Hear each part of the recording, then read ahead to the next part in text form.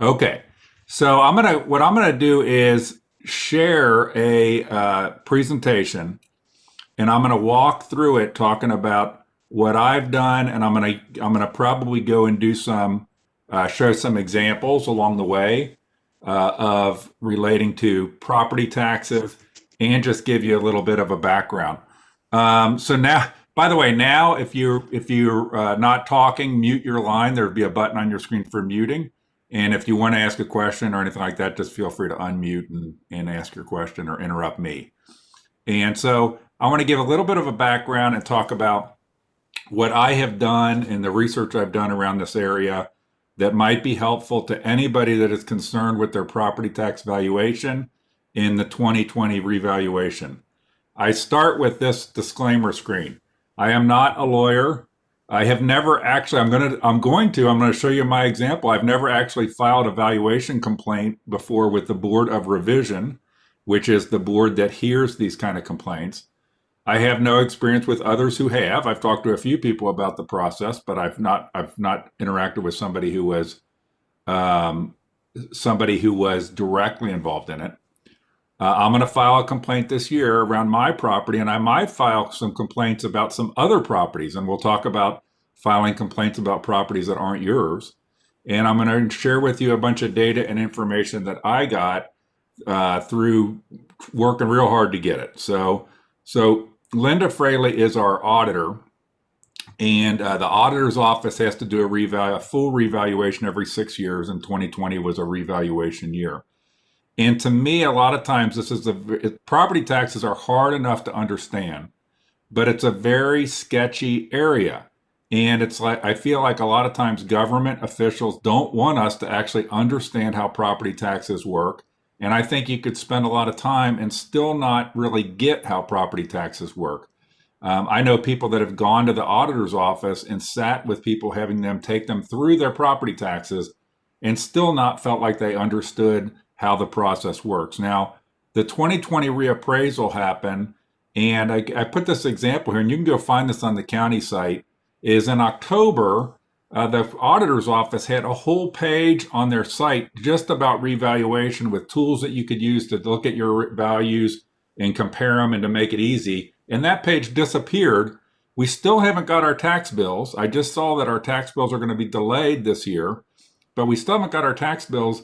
And in this revaluation, just when people might be more interested in really thinking about the reappraisal of their property, the website's gone that has that information. In fact, the website was gone before the statutory time period in which you can file a complaint about your property value. So your property values, you can make a complaint between January 1, basically now, and March 31. And that's the only time of the year that you can make a complaint about your property values. One of the most effective tools that was out on this site, which still works, is a reappraisal map. And I'm going to use that a couple times, showing you how the reappraisal map works and how you can use it to do comparisons and to look at different properties. But I'm going to give you another tool, which is a big database spreadsheet thing that I got, that where you can do all those comparisons yourself. And I'm going to show you some examples. This reappraisal map tool was part of, I'm going to flip back here, the page that disappeared, but the reappraisal map tool still works. And I'm going to take everything I talk about here. See that long link, and in some of the posts I made on Facebook, I have made had links showing how to get to this map. But I'm going to take everything that I cover tonight and put it in a link in one place. I'll put it on Facebook with links to all these different tools, and with a link to the spreadsheet I'm going to use as we go through this, so you can download it and use it yourself.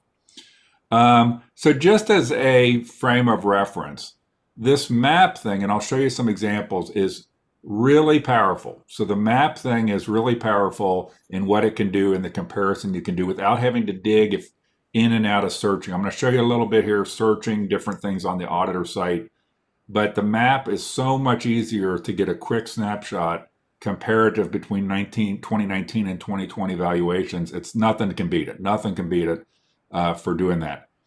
Just as a frame of reference of how untransparent this stuff is, I repeatedly tried to get the underlying database that powered the map.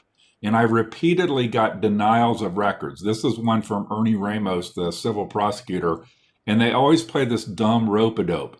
Mr. Hicks, as I stated in my December 7th, 2020 response, the prosecutor does not have any public records responsive to your public records request. And so, just for fun, I of course responded, Ernie, I made the request to the auditor's office. I didn't expect the prosecutor to have data on property valuations.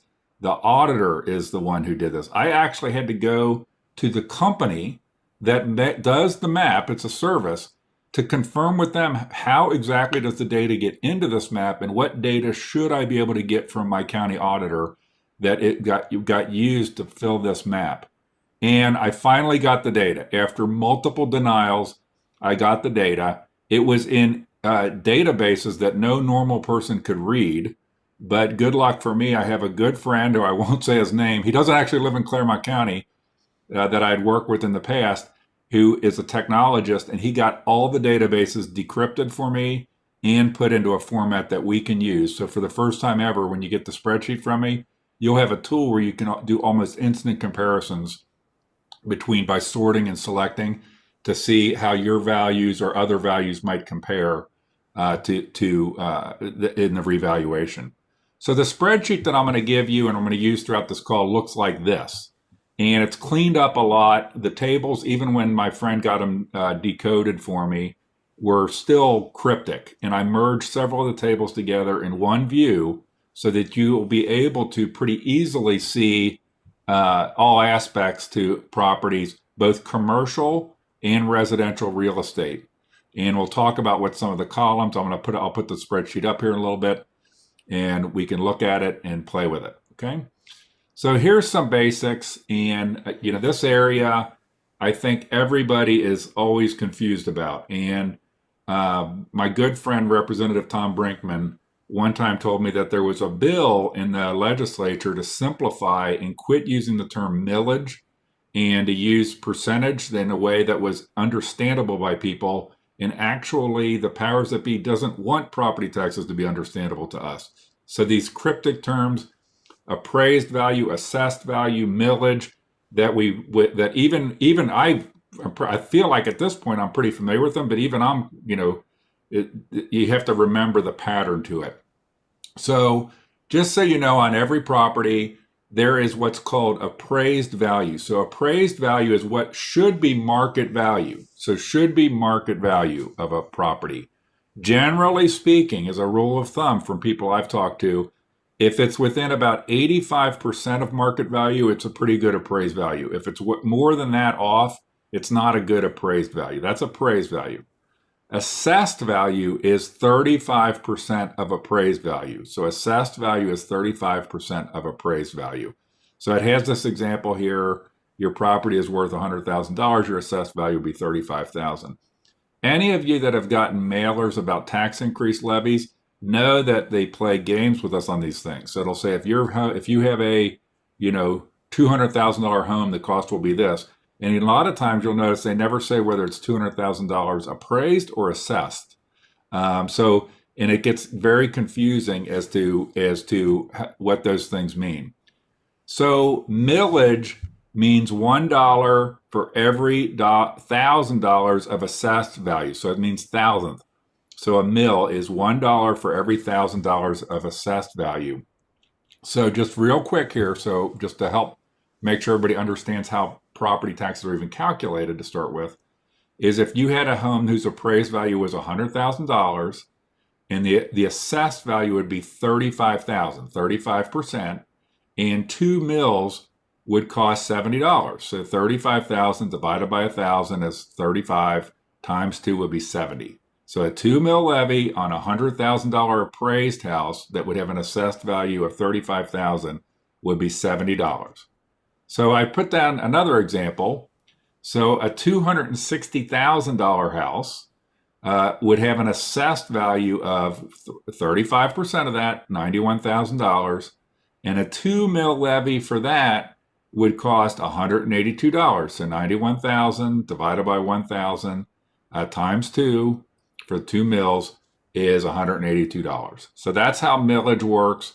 And the funny part is once you realize appraised, so even if you didn't know your appraised value and somebody said a 5 mil levy, once you get this in your head, you could say, well, whatever my house is worth times 35% divided by 1,000, so in thousands, times whatever the millage is, you can on your own, sitting in a meeting when somebody throws out a number, kind of get a feeling in your mind of how much a levy might cost or how much taxes might cost you. So this is my home. So this is my home here, and it says it has a land value of $48,000, a building value of $219,000, a total of $267,500, and then the assessed value is 35%. By the way, this is all, you can go look up anybody this way. It's all online, and you can see, and you can go to the auditor site, which I'll show you, and look up any house, any person, and see these numbers and these values. So why did I use the 2 mil levy example? So this is our house, and we live in Union Township, and we had some levies that were on the ballot. And so you see a 2 mil levy for the fire department would have cost $182, and a 2 mil levy for the police department would cost $182. So I'm going to jump back, and you'll see that that's basically the example that I used here of $260,000, $91,000, and what would the millage cost. So you see the same numbers here. This information is also available on the auditor site. And when there are upcoming levies, I don't know, a lot of times people don't know this, but your school districts and so forth will tell you this is how much a levy is going to be, 5 mil levy, and they have some mumbo jumbo numbers about, a house worth this, it'd be this much, or it'd be this much per month. You can, when it gets close to a levy, when a levy has been calculated, you can go to the auditor site, and there's a call out box, and I'll probably show you this at some point in the call, or somebody remind me. There's a call out box where you can see the impact of levies. So don't calculate them on your own. Just go to the auditor site, and you can see the actual calculations for what levies will be costing you. Okay, so there are different types of levies, and one of the things that comes into play with property taxes is called inside millage. So inside millage is 10 points, 10 mils that we all get in our property taxes no matter what. If there were no levies ever passed or no bonds ever passed, we'd all pay 10 mils of property tax. And we would pay that because it's just a baseline for operating government, 10 mils. And I'm going to keep going here, and we're going to talk about how these work, different types of real quick. And most everything I'm going to talk about is how to look at your property value. But I want to make sure to set a real strong foundation here so people at least understand how it all works. So this summary talks about inside millage and fixed sum and fixed rate. Okay, so here's the basic gist. Inside millage is 10 points, and it goes up or down if your property value goes up or down. So if your property went up 10% or 20%, your inside millage would go up 10% or 20%. Okay. Basically, other levies or bonds are based on a dollar amount. So when you pass a school levy, if they say, the school levy is 5 mils or something, and they say it's a $5 million levy, that $5 million is fixed. It never changes. The school district can only raise $5 million a year off of that levy. So what happens is if your property value goes up, it's just sort of re-averaging who's paying that $5 million. And so, if in some cases, that's the difference between fixed sum and fixed rate levies. In some cases, if they build new developments, like a police levy or something like this, your taxes would actually go down because that would get the amount that gets collected gets spread across more and more property value. By the way, the fact that the amount of money a levy can collect is capped is what causes in Ohio school districts to constantly have to ask for levies, because the levies are not indexed for inflation or even for property values. So what happens is, as years go on, a levy becomes worth less and less and less because of inflation, or the community grows and there's more people using the services, but it's still collecting the same amount of money. So that's why in Ohio, we always have levies and so forth around taxes, versus in Kentucky, you don't see that as much, because my understanding is from talking to people I know in Kentucky is that a lot of their things are indexed So they don't have to keep asking because they go up with property values and or inflation. So what this ultimately means is if your property value goes up 20%, let's say, you might only see your tax amount go up by 10%. It'll go up by less than your property value increase because of the fact that a lot of the stuff that goes into your property taxes is based on these fixed amount levies that are not allowed to collect more money. Okay, so there's another thing that happens is called is reduction that takes place. So what happens over time is what might have been a 10 mil levy is more and more houses get built or your values go up and it can only collect the same amount of money.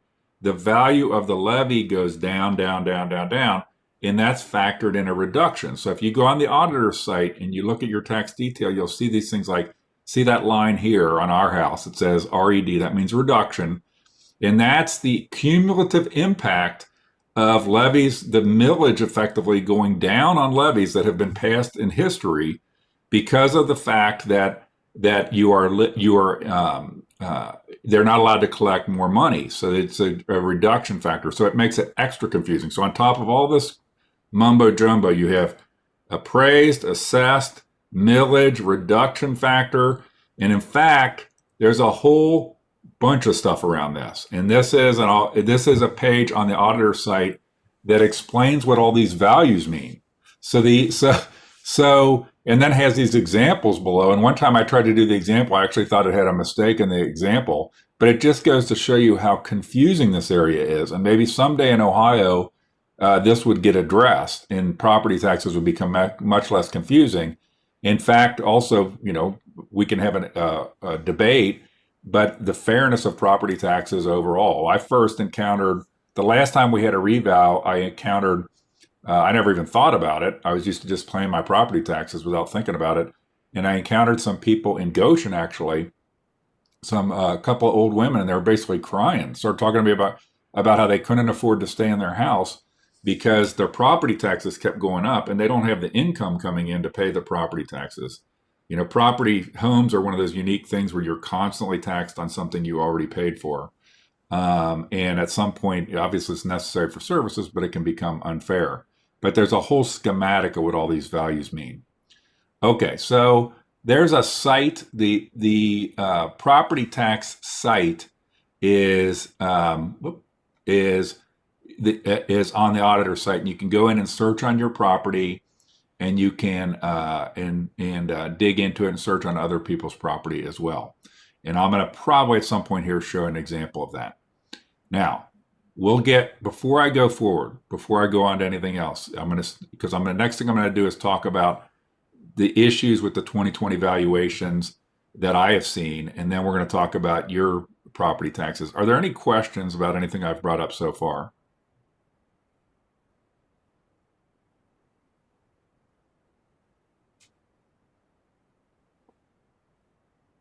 Okay. So either I'm doing a good job explaining some things. It's not the content you want to hear, or you're so thoroughly confused you have no questions at this point. So what I'm going to do is talk about the valuations, the 2020 valuations. I got intrigued by this because I noticed so many goofy valuations in the 2020 revaluations. And I was checking some of them today, updating this and putting some stuff together for this presentation. And I noticed that some of them had been fixed or changed from what I had found before. And so one of the things that I found originally as a ridiculous valuation is that Design Within Reach, which is at South Afton, is a commercial property. And it showed that their land value was $762,000, which is only 54% of what Design Within Reach paid for the land. And the total value was $9.4 million, which is 55% of what they invested in the property. The $15 value per square foot is 55% of what they say they spent per square foot. Because things like Design Within Reach, if people are familiar with it, they get a lot of attention. There's press articles about this where they claim what they spent. And notice the value change showing here from 2019 to 2020. It went down. So these kind of things started making me think, how on earth could Design Within Reach just come into South Afton, have its property value going down 15% and have the numbers be far below what they claimed in the press they had spent. And so I started realizing maybe property taxes have a lot more politics involved with them than we might wish they have. I think, and I'll say this at the end, I think all of us, if you're like me, you just want fair. You want fair to everybody, that we're all treated fairly, and there's not some people, I just think that one of the things that drives people crazy is the fear that somebody else is getting preferential treatment to you. And so I started noticing some of these goofy valuations. But guess what? When I noticed it, and you can see the image off the map here, that I took this image and started putting these things out. Look at this. It's fixed now. And I tell you what, when I did this, I didn't just look at the map because I wanted to make sure whenever I put something online, I would go back and look at the source records in the database. So you can go search on the auditor site. I would look at the map. I would search at the auditor site. In this one, look, it's fixed now, or it's fixed, or it's a lot closer now than it was. So the numbers are different, and the numbers are different than on the record themselves. So this tells you another thing. The records are not the gospel. Things can change on the records. It's when we see the cancel culture shutting down speech and media, we know that one of the fears you have when everything's electronic is, what if it changed and you have to go tell somebody, hey, hold on a second, I looked yesterday and it was different. But this one changed. At the top of the screen is the spreadsheet. The spreadsheet has the current values as of middle of December provided to me directly from the database from the auditor's office, so we can dig in and look at them. And so the numbers change. So I don't know why they change, and I don't know. Maybe it's because I'm pointing out big mistakes they've made in these numbers. Here's another good example: was that there was a time when I checked, and the value of the FC Cincinnati project in Milford was $1.2 million, according to the auditor, and had gone up 9.5%. The value of Tealtown ball fields was $1.9 million. If you know Union Township, you know Tealtown ball fields, wonderful place, ain't worth the same thing as the FC Cincinnati facility. But here's another example. Now the FC Cincinnati facility says $30 million, so it got fixed. And it's another one where I checked it on the database.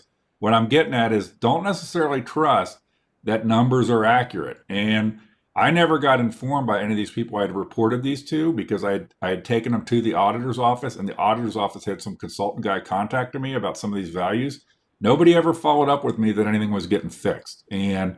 But things do get fixed if you raise heck about them.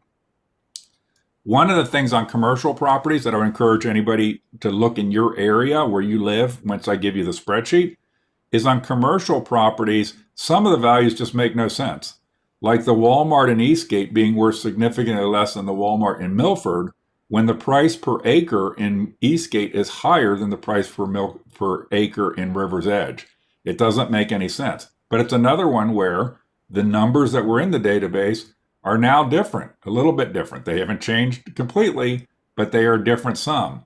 But still, the Walmart in Eastgate is still significantly valued below the Walmart in River's Edge. It makes no sense. And I think it's part of the political valuations. I am not going to get into TIFs. And some of you may or may not know what a TIF is. But what it also seems is that our auditor's office values politically when things have been TIFed. I don't know if people are aware, but the county doesn't like TIFs. So TIFs take away money from the county and give it to the local township government. So it seems like whenever things are in TIFs, there's a much higher percent chance that they get radically undervalued, which I think is a political move on the part of our auditor's office to take away that, to basically penalize and keep townships from getting the money they should be getting off of TIF property. But I'm not going to get into TIFs and the pros and cons of TIFs. Here's another example that I had highlighted, is the Mercy Health building in Eastgate that was in the press as a $21 million building, but was valued as $6,300,000. It's in a TIF area, and it just sold for something like $30 million. Now, if I go look at the record, it got changed after I complained about it to $14 million. Okay, so it was $6.3 million, then it became $14 million. So this just tells you something is sketchy with a lot of these things and with what's being released. And again, nobody ever came back to me and told me that these things were being changed or that there had been errors made. Okay. Last example I'm going to give you is the Elite Athletics Complex, which is on the edge of Union Township on 32. This one was purchased in February of 2020 for $3.1 million. It was appraised, the appraisal cutoff, just so everybody knows, is October 31st of 2019. That's when the values are supposed to be locked. So this was appraised at $2.1 million in October of 2019. So that's $1 million difference between in a very close time period on the appraised value versus the actual purchase value. And that one is exactly the same. And I highlight this one, and I got called by Jason Fraley, who's Auditor Fraley's son, and bitched out and cussed out on the phone over this. This one is actually owned by the auditor's son and some colleagues of his. And they got $1 million benefit here by their property being undervalued compared to what they bought it for. Okay. So let me stop there again. So that's just some background on commercial properties. The reason why I want to highlight those, when commercial properties get undervalued, it's meaning that you're going to pay more taxes. So a lot of these things have to collect a certain amount of money. The government's got to be funded. When commercial properties are undervalued, that means that home owners are paying more. So when I show you the spreadsheet, you can go look at commercial properties that might be in your township or in your area. And some of those, like a Walmart or a Lowe's or something that has good, easy comparables for such a property, you can go look at the other ones. You can look at the other properties and see how they compare to see if the commercial properties in wherever you live in Clermont County are paying based on fair valuations. One of the things I think makes it very awkward, and I'm going to flip back to an example here of this health thing. So this is in Union Township. I live in Union Township. If you are the elected people in Union Township and the auditor way undervalues a commercial property, how popular do you think it would be for the elected officials to go bitch about the property value of somebody that they've recruited to come into the township being too low? It creates a very unfair situation where it makes it difficult for the township people to raise their hand and complain because they don't want to get on the wrong side of major commercial properties that are coming into a given township. But it is unbelievably unfair to the taxpayers. It's unbelievably unfair to school districts, especially in places where new projects come in, like the Mercy Health system. Let me stop there. We didn't have any questions before. Are there any questions right now? Yeah, Chris. Yes. What does the county have like a third party that does the reevaluation? Where is that coming from? So that's a great question. And at one time I knew the answer to that question. They either switched to taking them in-house. I think they switched to taking them in-house. There was a change made when they did them in 2018 or 2019. Don't hold me to this exactly, from in-house to not in-house. So, but they can use either. So, and I just can't remember which one it was. There was, like I said, there was a time when, because they just there were some changes made. When I was asking questions about these properties, they had, and I can't remember his name, they had a person from a third-party company contact me. And at first, the guy seemed real nice, and then he went radio silent on me. So I know there was a third-party company involved, just because on this valuation, they had a third-party company contact me to try to take me through some of the valuations. Sorry, I didn't give you an exact answer. No, that's fine. I was just curious. I've got my house pulled up on the website, which I'm familiar with. I've done this before, and Okay. So I built my house in 2013, and it was at 168 for 3 years, and then it jumped up to 194 for 3 years, Mm-hmm. and now we're coming to do the first set of the next 3 years, and it went another 20,000. Well, let's hold off on get individual houses, and then when we get there, when I pull up the spreadsheet here, we can, if somebody wants to be an example, I'm going to give you an example of my house in my neighborhood, but then we can go look at some individual houses, and I want to show you how to navigate the tools, because it'll make it, for what you're talking about, what I'm going to give you is going to make it a lot easier to navigate better judging the fairness of your valuation. Okay. Oh, sure. Okay. Any other questions before I move on?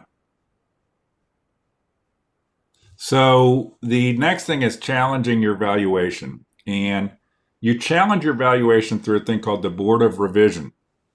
And the Board of Revision is supposed to be public meetings.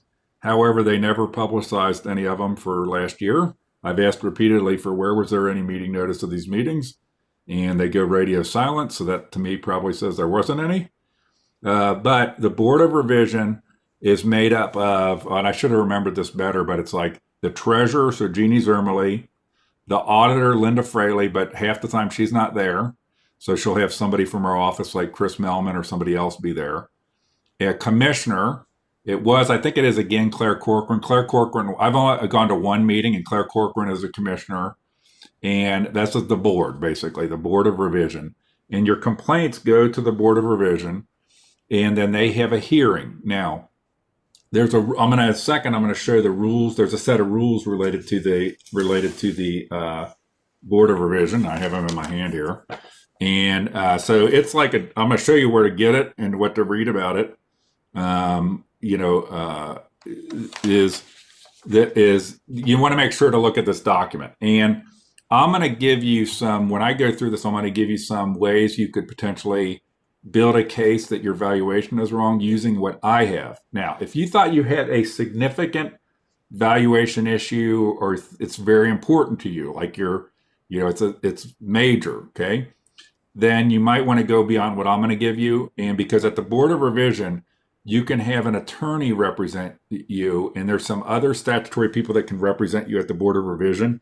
Let's say that, somebody on the call, you and I got to be good buddies, and you said, could you come in and help me when I do my Board of Revision hearing? The answer is that's no, because it has to be the property owner or an attorney or one of the other statutorily defined people that can appear before a Board of Revision.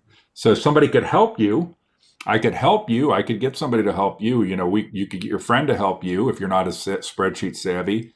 But when you come to the Board of Revision, you got to be the property owner, and you have to. These are the rules. You have to have. You have to follow the rules as you go in. You're only allowed to do it so often, so you can't constantly keep filing complaints. I already mentioned that you can only do a complaint from January 1 to March 31st. And when you read the rules, you'll also understand it doesn't preclude you from having to pay your property taxes. You can't say I'm doing a Board of Revision complaint. And you could, if you, for example, let's say your property taxes were $5,000 a year or something, and you thought they should only be 50, you thought you're misvalued, and you went and did all the calculations to figure out how much you should be, you think you should be paying. You could then pay the amount you should be paying, you think you should be paying.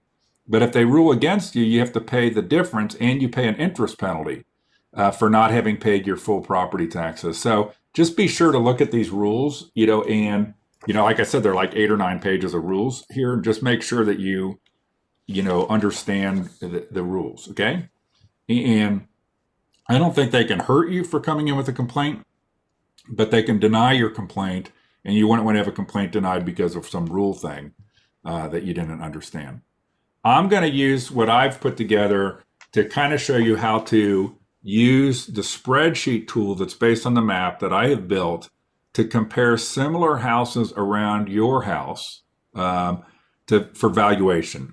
I'm going to show you how to compare 2 of the same houses in the same neighborhood. Now, some of you may not be. I live in a neighborhood that's a Dries neighborhood. The houses were all built in a relatively, defined time period. They're similar, they're Dries houses, so they're similar lot sizes, similar. So there's a lot, it makes it easy to compare. If you have some house that's, custom neighborhood where every house is different, it'll be harder, but I'm still going to show you how you might be able to use this to do some compares. But I think where I live is if you live in a place where it's good for doing an example, because the houses around me are all similar houses that were built by Dries in a similar time period. So the 3 things I said I'm going to do is show you how to compare similar houses around your house, 2 of the same houses, same floor plan. So like in my neighborhood, I'm aware of at least 4 houses that have the same floor plan that our house does, my wife's and my house does. And then compare valuation per square foot.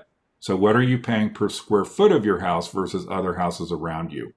There's obviously other ways you can do this, but these are the things that seem most obvious to me where the spreadsheet that I put together could help you to build a case. This is my street. And I have a friend that there's a house, if you look down in the here down that stayed flat, didn't change. And I was talking to the person. I said, "Your house," they told me, "Oh, the house didn't change." I'm like, "Well, do you realize the houses on either side of you went down in value?" "Oh, no, I didn't realize that." So one thing is to realize what is happening with the values of houses all around you. So up here where there's a circle up towards the top is my house, our house, and that house you can see went up 2.3%. Just happens it was like a everybody loves Raymond situation, if you know what that means. My mom lives across the street over here, and her house went up 5.3%. So I can use two houses that I know the people I know as my examples in our own neighborhood. So if I take our street and I take out my mom's house and my house, the street value went down 1.7%. My house and my mom's house went up 3.8%. Anybody that knows me knows I'm probably not too popular at the auditor's office or any of the county offices. So I just think it's kind of funny that pretty much all the houses on my street went down in value except for mine and my mom's. And the averages are way different between the two. But we're going to dig in and we're going to start with similar houses around my house. And what I did here is I took a map and I put the different values on here. Obviously, you don't need to do this. I'm going to show you in the spreadsheet. And so I could analyze and start looking at what the comparables were. So this is the spreadsheet, and I'm going to let's see if I can put it up here and see if it works right. And and hopefully you see the spreadsheet right now. Does everybody see the spreadsheet right now? Okay. Just so I want to make sure I don't screw up sharing screens and talk for 10 minutes about something you can't see. So what I've done here, so if I come in here, and if this is just Excel, and once you get the spreadsheet from me, if I come in here and I pick street, if you're familiar with filters, I can just filter this in on my street. So I typed it in, I selected it, and now I hit go. And now this is just Woodwick Court, which is a good example too, because it's not a big court street. There's not like 100 houses. And so I can look at all the houses on our street, and I can see what each one, I'm going to kind of go across the columns here. So you see who owns it. I'll explain why there's an X column here. What house number it is, what street it's on, the parcel number. So if you had to look it up on the system, this is the parcel number. Sometimes it's hard to get the names and stuff typed in right to do a search. Whether it's residential or commercial, how much the land value is. So remember, there's a land value and a building value, and that's important. How many square feet the place is, according to the auditor site, and and then these yellow columns, it's total 2020 value, it's total 2019 value, what the change was, the percentage change, and the dollars per square foot, okay? Not including the land value, so the dollars per square foot of the livable space. So the total's up the top, so you can see, and when anything you filter on, it's going to show you this. So this is showing, our whole street's worth $3.5 million, and you can see the houses are all like, 300 to 190. I think it's a low one there. So you can see and you can do this with your street. You can do whatever. Now, I mentioned that my mom's house. So if I come in here a number, I can take my mom's and my house off of this list by doing. So now I can see minus 1.7% when I don't include my mom's house and my house in this. And if you see up here, it says it's $87. The average cost per square foot, not including the land, is $87.20. If you look down here, I think it's this house here is $112 per square foot down to what's the low one here. So there's one, here's like $81, here's $78 a square foot. Okay, so there is different valuations per square foot. Obviously, there are differences in houses, like a brick house versus a vinyl siding house versus this.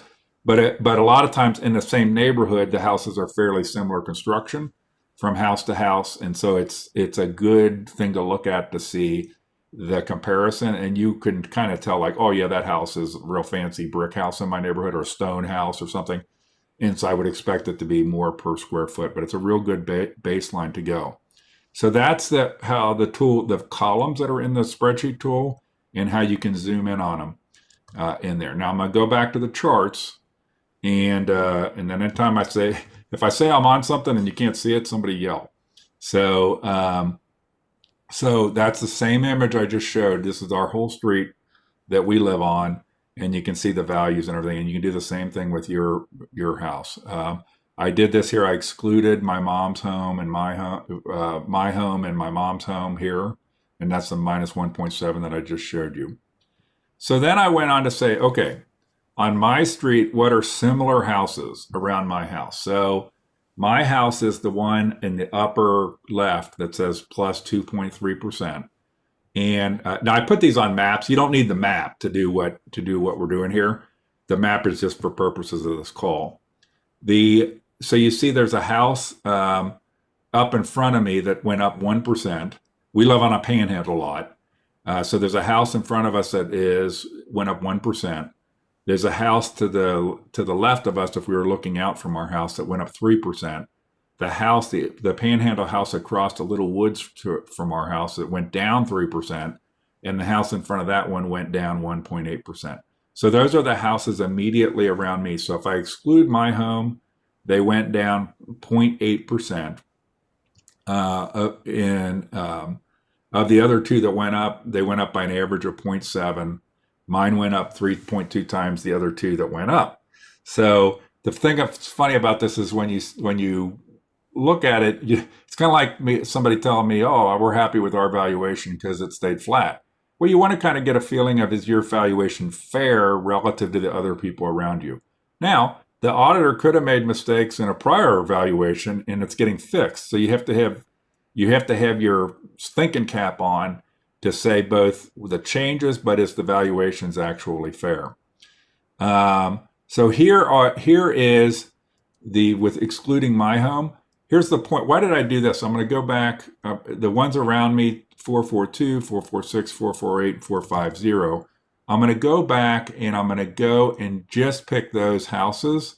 So I'm going to deselect, if I click here, 442, then I'll pick 442, 446, 448, and 450.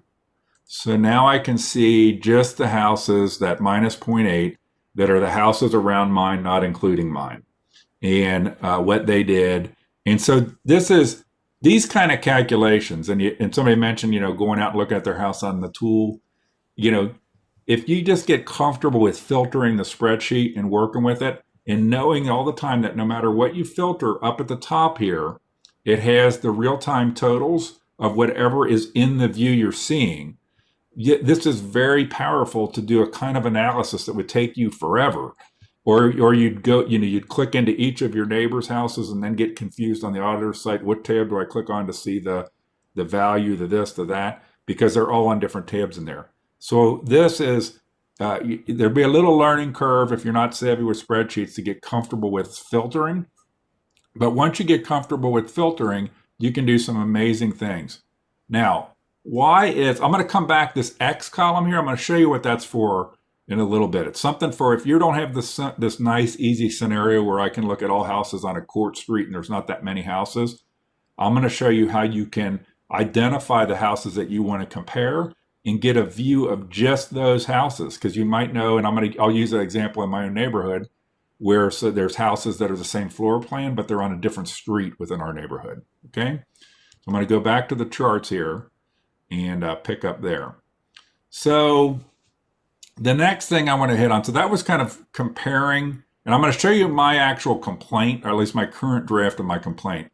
And this was just to show you how you can use this to look at similar houses around your house, okay?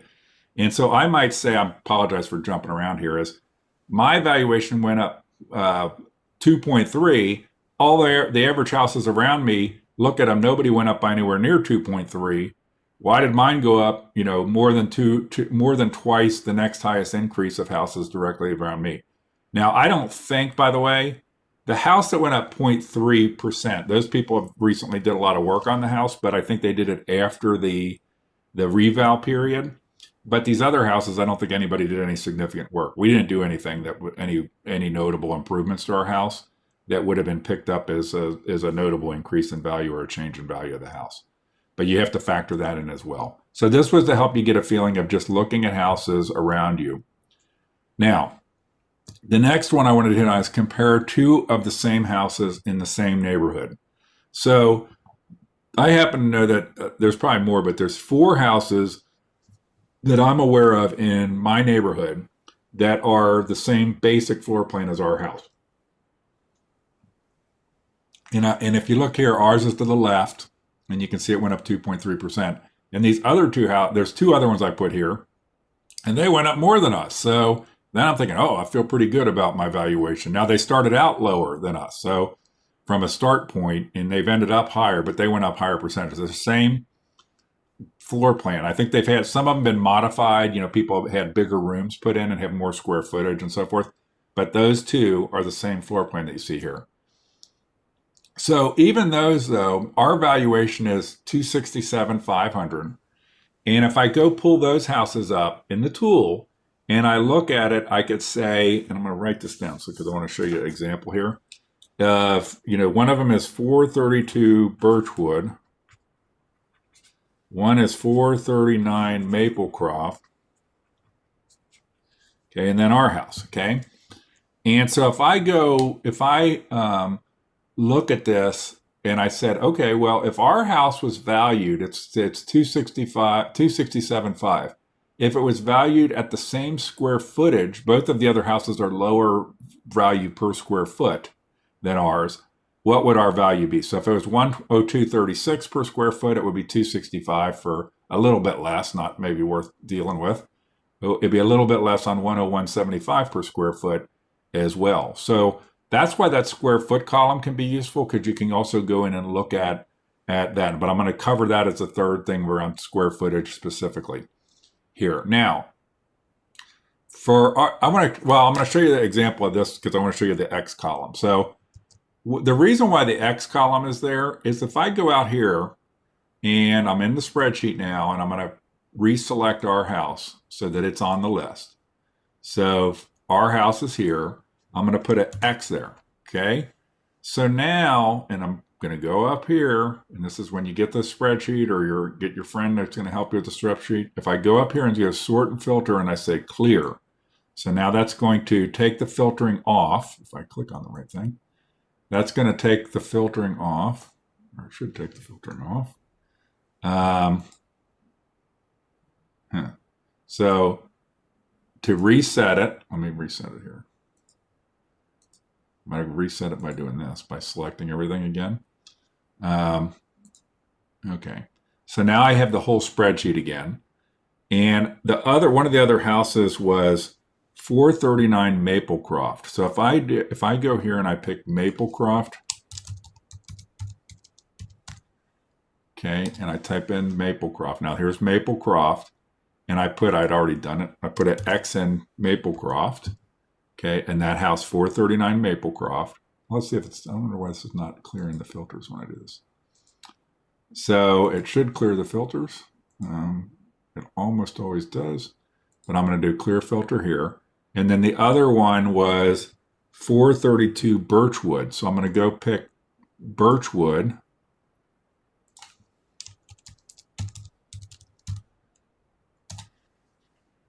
Okay, and then I'm going to pick 432, and I already put an X in there. So, okay. Now if I go, I'm going to try this again. It's bugging me why this won't clear the filters when I do that. So I'll clear the filters manually again. Clear the filter. Okay.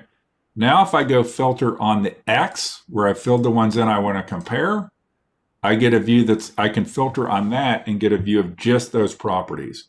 So if you are aware of, say, my house is on, Maple Street, and the other house that I want to compare it to is on, Willow Street, you can then use that X to mark houses that you want to have compared. And then when you do the comparison, you can come back to, you can easily get a view that you can use to both do a comparison and you might be able to use in your complaint or your report.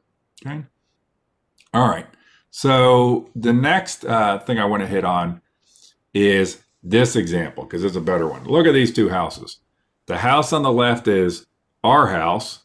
The house on the right is another house. I don't even know the people that live in the house, but it's up the street a ways. And you notice those houses look pretty much the same. They're the same floor plan. They're the same options. You know, if you look at them, they're not, you know, it has a little bit of brick, but it's mostly vinyl on the front of the house and so forth, versus these houses that I had here.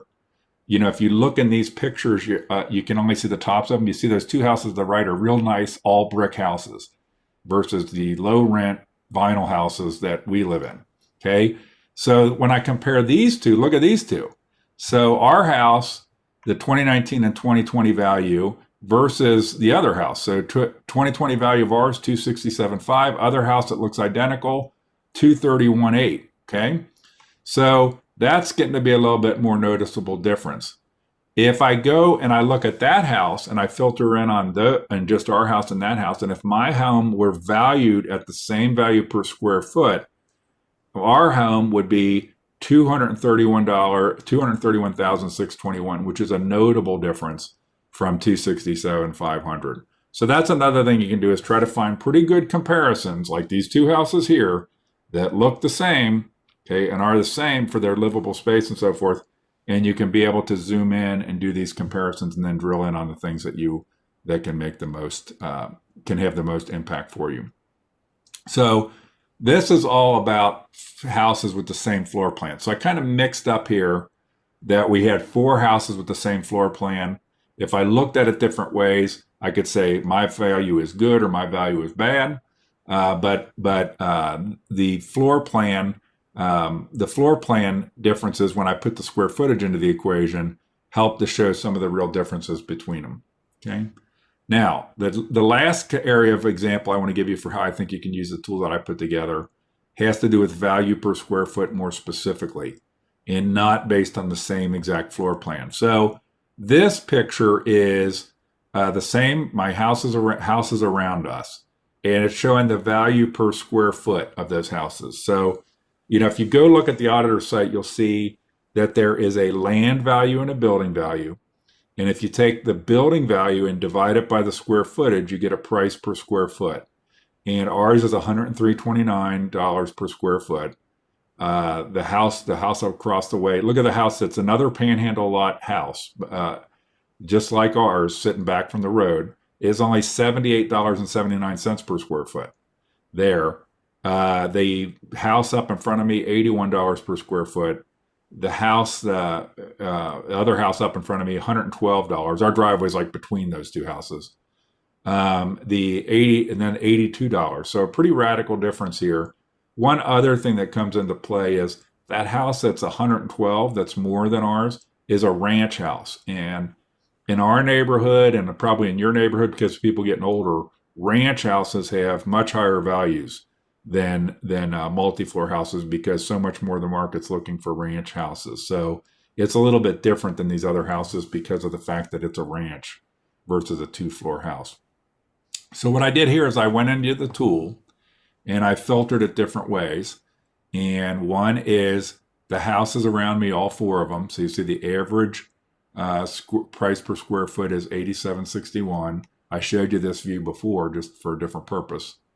Then if I exclude the ranch house, it's $80. So it's 3 houses, not including mine, not including the ranch, $80 per square foot. And if I do all of them, it's $90 per square foot. And mine is at $103 per square foot, even factored into the $90 average. So that's another thing you can look at is your price per square foot fair compared to other houses around you that are the same construction techniques, the same, though, like brick to brick, you know, that kind of stuff, to be able to look at, is this a fair valuation that's happening to my house? Okay. All right. So that is the tool. Now let me stop there again. Let me take a time check here. Let me, open it up for questions about the tool that I showed or what I've covered so far with those different approaches to using the tool to try to pinpoint in better how you might have a complaint.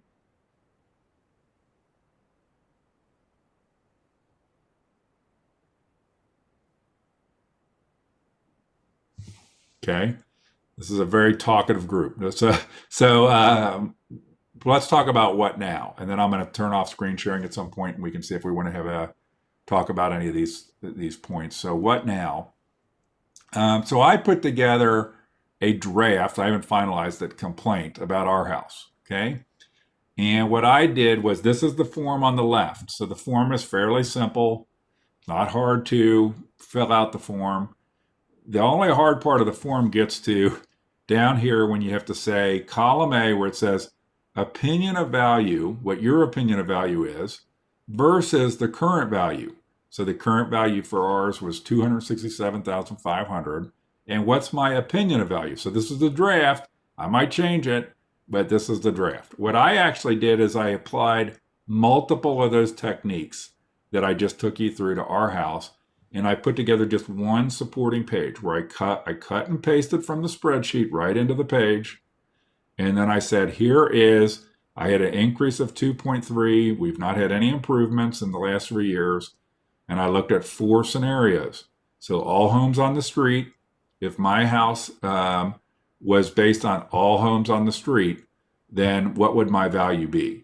So I'm just going to read one of these. I see somebody typing comments. I'm not a good multitasker. I'm pressing my limit on having charts and talking at the same time. So I'll come back and hit any comments, or we can have a discussion. So it says, across all homes on my street, excluding mine, the average value fell by 1.2%. Had mine fallen by 1.2%, my value would be this, and that's $9,267 less than the 2020 valuation. If I take the ranches out, my mom's house is a ranch house, and there's 2 ranch houses on our street. If I take those out because they're kind of different than the regular houses on our street, the value would have fell by 1.9%. Square footage, if I look at that, but if I do square footage for our street, it looks like our house should be worth like way less than they valued it at. And then square footage, all houses, not the ranch. And I have not put in, I'll probably go back and edit this before I'm done and put in like a 5th and 6th scenario relating to the exact same floor plan houses in our neighborhood.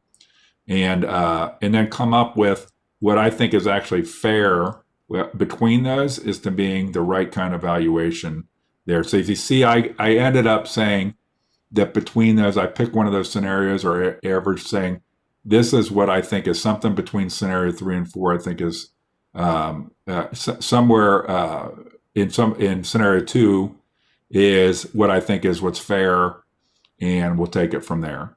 So our house, by the way, because it's on a panhandle lot, we have some improvements that we've done over time that are not livable square footage, but would nonetheless be improvements. So I didn't think some of the other ones were fair because I think our house is worth more because of those improvements that are not shown in square footage.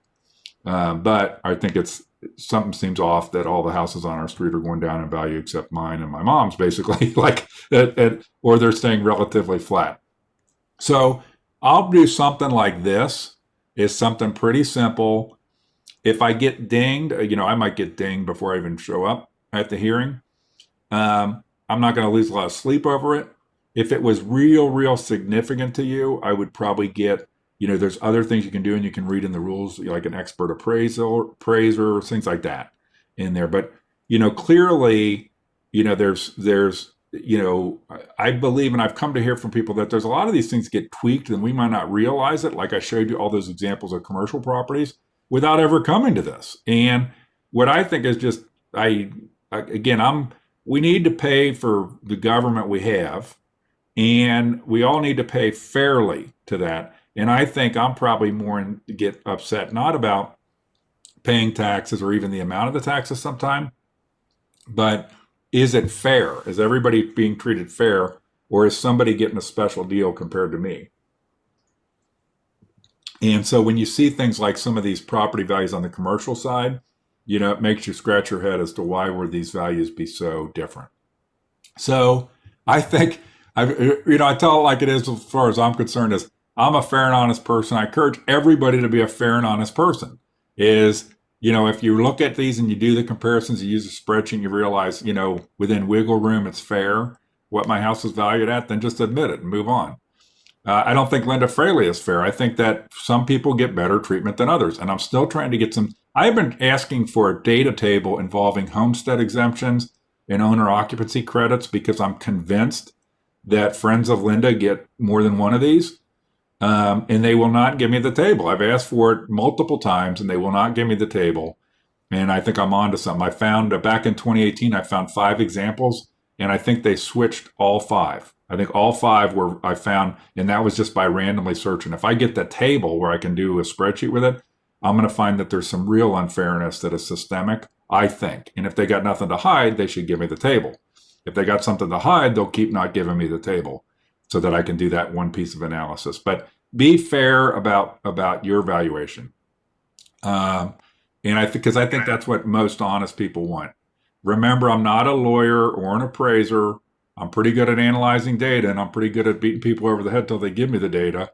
But the more I look at that spreadsheet, and I'd encourage you, you can look at your street, your neighborhood, other streets. It gives a real easy way to do quick comparisons. You can always, file something. You can ask for help. Feel free to send me an email or whatever, or when you put your thing together. There's nothing that precludes somebody from looking at your stuff and giving you advice or talking with you about it. The thing you can't do is you can't bring a person with you into the hearing that is not a lawyer. Or there's some other statutorily defined people that can come into a hearing. You can file complaints on other people. It's probably not good. You're probably not going to win a lot of friends by filing a complaint, for example, against your neighbor. I wouldn't necessarily advise that. I guess if you have a lot of friction with your neighbor, you could file a complaint against your neighbor. But I think in your communities where you have these commercial property valuation issues, file away. Look at if you're into looking at that kind of stuff, and in that spreadsheet, I'm gonna flip to the spreadsheet here. There's a bunch of hidden columns, so you might not know how this works if you're not a spreadsheet person. But for example, if I come over here to where the values are, you see it says HIKN. So there's some missing letters there. If I come up here, if it lets me, maybe it's not going to let me. There we go. Okay, it fell asleep on me there. If I come up here and I unhide there, you'll see that there's TIF information in there. So how much of it is TIF and non-TIF, which on a commercial property, if you're looking at commercial properties and analyzing them, you'll want to look at the TIF columns too, because I think you'll notice if you dig into it that it seems like some fairy dust falls on things that have TIFs, especially in certain townships, and they get undervalued. And nobody is gonna, it's awkward to go to some commercial person and say, hey, it's not fair, your valuation. You're not funding the township or, the village or the schools properly or fairly when that happens. But you can unhide those TIF columns if you're into commercial properties, because that's where you're going to find them. And then at the last point I put up here is you can engage professionals if you want. So go get a lawyer, go get an appraiser, go get whatever if you think it's a thing. But I actually think that if we could get, if anybody remembers the Breck shampoo commercials, and where you told 2 friends and they told 2 friends and so on and so on and so on, if we could get a lot of people in Clermont County to file and act where these goofy things are going on, because the more I dig into that database, the more I think I have an understanding of why auditors don't want you to be able to get to that data the way I have. Because once you can get to that data, you realize it doesn't make any sense. Why is the house, I'll jump back here real quick. Why is the house, across that I can stare at out of my house or across the way, their square foot value is $78 and mine's $103? Why is mine so much more per square foot than theirs? You can see that quickly and easily. And I don't think the auditor and people want you to be able to see that quickly and easily. Okay, so that's what I had. I'm going to stop sharing the screen here and drag this over so I can see people here. And I just want to open it up for questions that you might have about anything I covered or particular scenarios that you would like to talk about. Hello, Mr. Hicks. This is Elisa Meyer. I have a question. Yes. Thanks for putting this all together and sharing all this information. In what you've evaluated, what would you say is a fair increase? Ours has increased 27%. So I'm feeling that that's not fair, but I also want to know Did you have any improvements? Let me ask you a question. Were there any improvements in your house in the last 3 years? No. Okay. What I would encourage you, I don't know that it's a simple fair, because there's also wrong. Maybe it wasn't fair before and 27% increase makes it fair. I don't know. What I would encourage you to do is use the tool that I'm going to give to you, the spreadsheet, so you can look at your street, you can look at houses quickly and easily, and you can zoom in that way. And also use you know what I never did here? I'm going to go just because before you dig into the spreadsheet, one of the things, and I put it up here, I'm going to share this here when I figure out what I'm doing. Let me go back and share something here, but I'm going to share the map. So you should see the reappraisal map here. So if I if I put in my house here, so 444 Woodwick. Okay, now when it thinks, and it's going to eventually go there.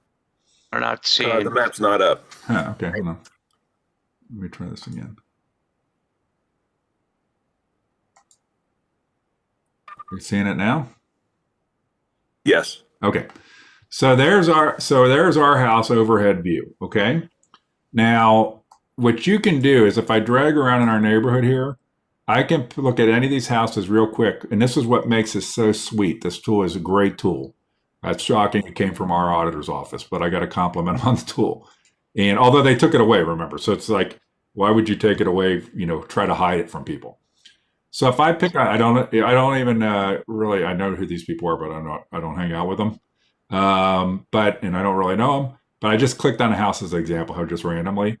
And so you see, this is what's so great about this tool is you can click on any house and see the values, 235, 249.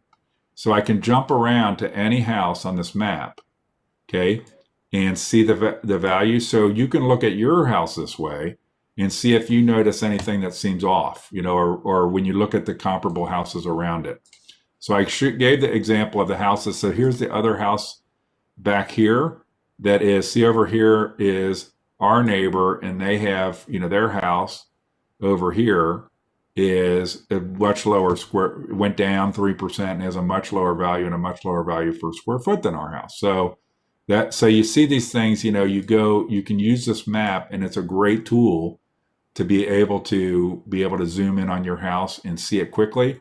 Then you can go to the spreadsheet that I gave you and use that for getting that more statistical view quickly. Okay, and then you can have a better feeling as to whether your percent is fair or not. Okay, within that mix. Okay, other questions? Yeah. So how can you find the monetary value? Say my home increased 20,000. Yeah. How do I determine? Because I pay all my stuff through escrow, through the mortgage. I make one payment for everything. Yeah. How do I determine what increase, how much per month I'm going to pay on their reappraised value?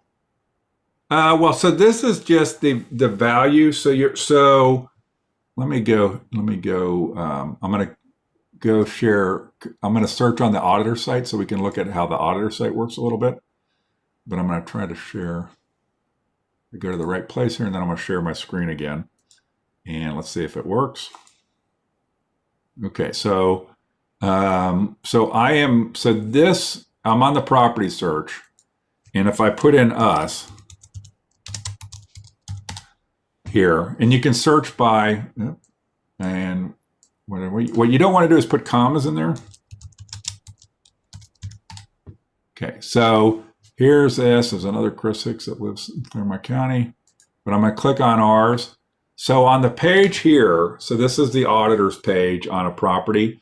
What's beautiful is if you go to that map too, you can click through to this. So you can click through to the records. But once you get in here, the map is so nice for being able to quickly do an assessment.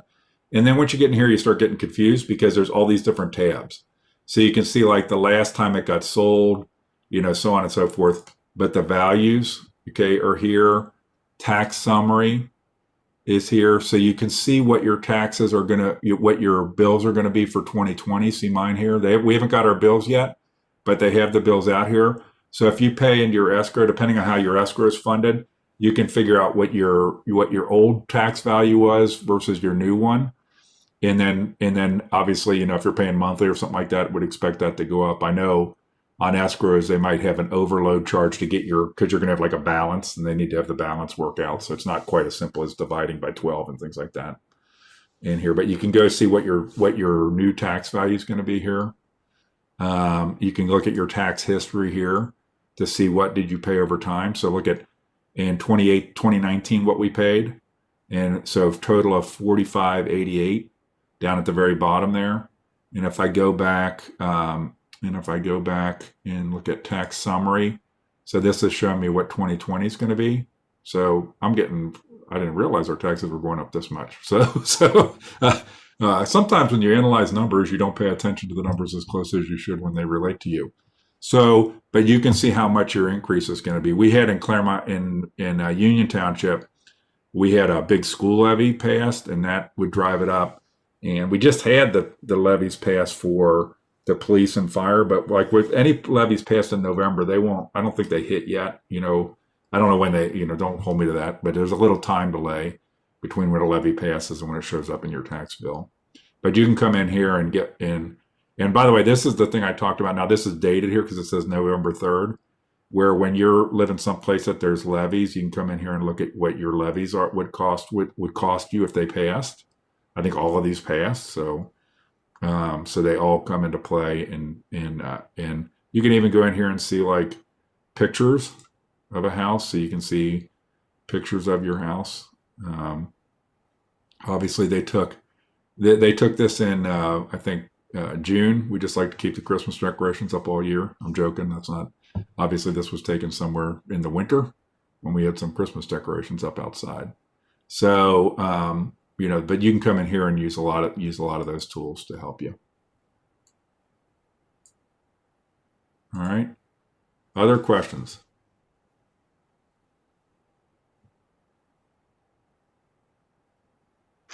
Yeah, I'm just wondering if they're getting some of their reappraisals from the real estate houses that have sold, if they're doing a comparison on what the house. Because I live in an Aldrees neighborhood. Okay. And it's a newer subdivision. Okay. So when I built the house in 2013, it was, I think, 167. Okay. So over 8 years, they've sold numerous houses. Mm-hmm. So I'm wondering if they're using like new sales. Yes, as a cost of reappraisal. I don't know I'm not the exact, algorithms that they're using to figure this out, or the outside people, I don't know. I don't know that and what factors in. I know that generally speaking, a good appraisal should be like within about 85% of, give or take a little, of what they say the appraised value is, a good real value. So, I don't know how, like, for example, that example I gave of the property that this auditor's son was involved in, how it's valued at one thing and, 3 months later sells for like 40% more, 33% more than that. Now that can happen. I asked the guy about it, and how does it happen? How does this happen? And you never pick this up, and how can you be off that much? One of the things I think that people should understand is that property taxes, other than that 10 mils of inside millage, that when your value goes up or down, it doesn't mean your property taxes are going to go up or down. The 10 mil will. The other ones, though, in face of if there were no levies passed, that value change is just becoming part of how is everything getting averaged across everybody to collect this money. So if the entire counties, if there were no new levies, and the entire county's property values went up 20%, the 10 mil of inside millage would create more taxes, but the rest wouldn't. All the rest of that, and if everybody went up the same equal amount and there was no new construction, it would stay the same. So I don't know how the formula works, but I look at, like, there's some houses, I didn't put it in there in what I had because it's not part of the spreadsheet, but obviously if there's been comparable house sales, in your neighborhood, and I just wish, frankly, a lot of times I think the appraised values are goofy in and of themselves. and it would be in our interest as taxpayers. And once you understand that it's your percentage of the pie. So if your house is worth more, if everybody's house is worth more the same, your percentage of the pie stays the same.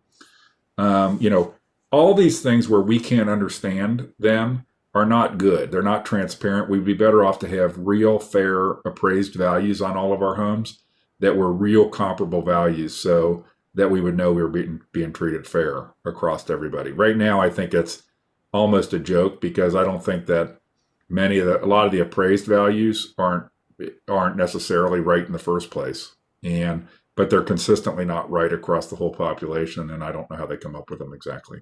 So, sorry that wasn't a better answer or a clearer answer. Are there any other questions? What's the magic trick to getting a copy of that spreadsheet? I'm gonna put it on Facebook. About what I'm gonna do, I might not do it till the morning, but if you look at my Hicks Watchdog Facebook page, I'm gonna put out a post that has just links to the things that we talked about tonight, and I'll put all the things in there that we talked about. So, like even the Board of Revision page, it's not obvious where to find that, so I'll put the Board of Revision link out there as well. When I put the spreadsheet out there, I'll put it on Google Drive.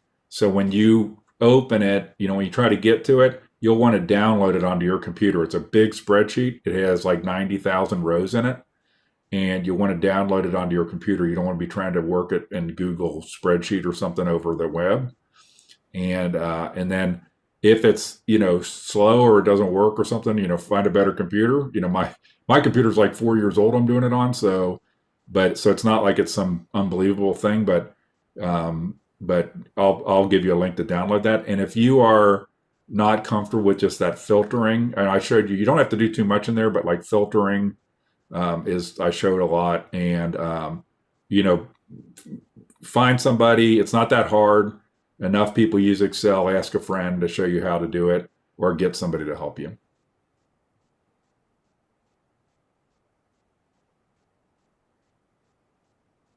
Any other questions? Yes, go ahead. I have a question. Okay, I live in a ranch house, so I know it is, you said it's higher valued because it's a ranch, but I'm wondering. Ma'am, I think it's lower valued because you live in there. By the way, it's my mom talking, so. Well, it's lower valued since I've been there, I can tell you. Yes, it's gone downhill. Do you think the fact that because I'm old and have homestead, do you think that has any correlation to the fact that I'm going up 5%? No. So remember, people get confused on valuation isn't your property tax bill. Valuation doesn't reflect your deductions and so forth. It's just, and what they're doing when they do a revaluation, they're telling you, because you notice they're not telling you when they do the revaluation, here's your new taxes. What they're telling you is, this is the new value upon which your taxes will be based. And so then if you have like an exemption, that comes after the valuation. So why yours went up, I think yours probably went up because you're related to me and I'm not liked in the, no. But I don't know why yours went up specifically. For lunch, I will do an analysis of your house for you. Mom. I've always been told it's cheaper to build up than it is out. So ranches are typically more expensive to build.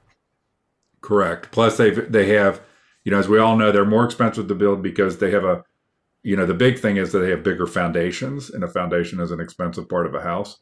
But the other thing as we all know, because of people getting older, ranch houses have if when my wife and I moved in this neighborhood, we should have bought my mom's ranch house or something. Because we lived here a lot longer, and ranch houses are appreciating a lot more because the demographic change of people getting older.